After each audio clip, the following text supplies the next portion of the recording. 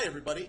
Yesterday in class we learned how to make an ellipse using a string and taking a marker to trace out the outside of an ellipse. Because the definition of an ellipse, it is the locus of all points where the sum from two fixed points called the foci is a constant. So I want to use this ellipse here to go over the vocabulary of an ellipse. The two places where the string is tethered, these are the foci, which I will label with F. Next, somewhere in the middle here, we have a center, which I'll measure as C. We have two axes of symmetry here. The longer of the two here is called the major axis, the longer of the two. And the shorter of the two, the up and down here, is called the minor axis. So many new pieces here. So we're going to use our major axis and our minor axis, and we finally have two other pieces here and here on the major axis. They are the vertices, which I will label with V. So some new vocabulary here. What I'm going to show you now is, given the equation, how do you graph an ellipse? So now let's take a look at two examples. We'll graph an ellipse and find all the parts, and we have some nice grid paper here. So my first example is x plus 2 squared over 25 plus y minus 1 squared over 36 equals 1. So this one is what we call standard form. And some things I see here first. I see x plus 2, y minus 1. This is no different than what we've done in the past. This information will tell me the center of the ellipse, and that center is negative 2, 1. Keep in mind those numbers are always opposite of what they see here. X plus 2 means negative 2, y minus 1 means 1. So negative 2, 1, negative 2, 1 is right here, so there is my center. Okay. The next thing I notice is I'm going to compare the two numbers in the denominators. The lower of those two numbers will be the minor axis, and the bigger of those two numbers will tell me the major axis. So the 36 here, which is a bigger number, tells me that the major axis is the y-axis, which means this ellipse tends to go up and down rather than side by side. So this means that a squared equals 36, therefore a equals plus or minus 6. So that means from the center, we're going to go 6 spaces up and down. So if I'm here, I can go 6 up, that takes me to right here. If I go 6 down, that takes me down here. And that will tell me my two vertices. My vertices are here and here. And by observation, I can see where those points are. They are at negative 2, 7, and negative 2, negative 5. Okay? The vertices are always on the major axis. Next, I'm going to look at this 25. This 25 tells me that the minor axis goes out 5 in each direction. This is b squared. b squared equals 25. Therefore, b equals plus or minus 5. So I'll go 5 side by side in the x direction here. So that takes me to, let's see, 5 takes me to here. 5 also takes me to here. And I have two new points here. In some books, these are called the co-vertices. We're not going to worry about these so much, but they are two more points that will help us shape the ellipse. And at this point, I have everything I need to make my ellipse.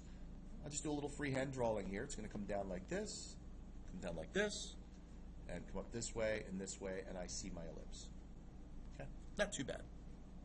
The last thing I want to know where the foci are. And this is the trickiest part here. I have a squared equals 36.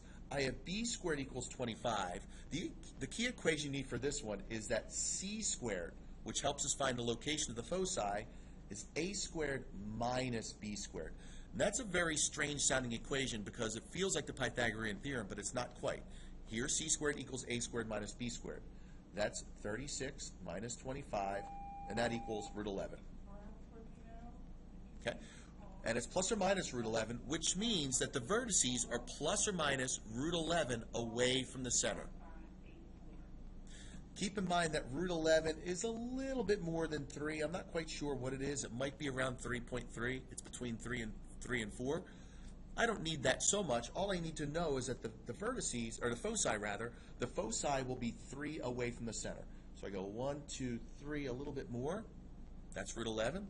And I go 1, 2, 3, a little bit more. These are where my foci will lie. So I have everything I need. Now the best way to put the foci is to say I'm at the center, negative 2, 1 plus root 11.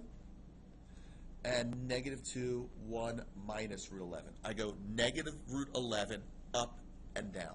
And these are my foci. And that's all you need to graph your ellipse. So there's the first example. Okay, let's try a second one. New sheet of paper here, all set to go. Here's my second one. Okay, very similar looking. X minus 3 squared over 49 plus y minus 2 squared over 16 equals 1. What information do I know right away? Well, I do know the center. The center here is 3, 2, which I can graph right away. Over 3 up 2, right here, there's my center. My major axis this time will be in the x direction because I know that 49 is greater than 16. The square root of 49 is 7, so I'm going to go 7 in the x direction. So 1, 3, 5, 7, I'm right here. 1, 3, 5, 7, I'm right here. And these are my vertices. So if my center is at 3, 2, imagine going 7 in each direction, I would be at 10, 2, and at negative 4, 2. Those are my vertices. How about up and down? Well, I see a 16 here. Square root of 16 is 4. That's a nice number. So I go 1, 2, 3, 4. 1, 2, 3, 4 right here. And that looks nice. Okay, those are my co-vertices, and I have everything I need now to graph my ellipse. I won't grade you for artwork. There it is. Last thing I'd like to know is where the foci are. Okay, the foci are going to be probably around here somewhere and around here somewhere. Okay, and I'm going to use my equation. C squared equals A squared minus B squared. Here that's 49 minus 16. That's 31. So C equals plus or minus root 31. Again, I'm guesstimating. It's between 5 and 6. It's probably closer to 6. You could go with 5 and a half. Okay, I could use a calculator. I do not have a calculator handy. So about 5 and a half. But what I do know is from the center, I am going to go root 31 in each direction. So my foci are at 3 plus root 31, 2, and 3 minus root 31, 2. And these are where my foci lie. So if I count over about 5 in each direction, 1, 2, 3, 4, 5, it's right around here. One focus. 1, 2, 3, 4, 5. Right around here is my second focus. And there is my ellipse. Okay, and that's it.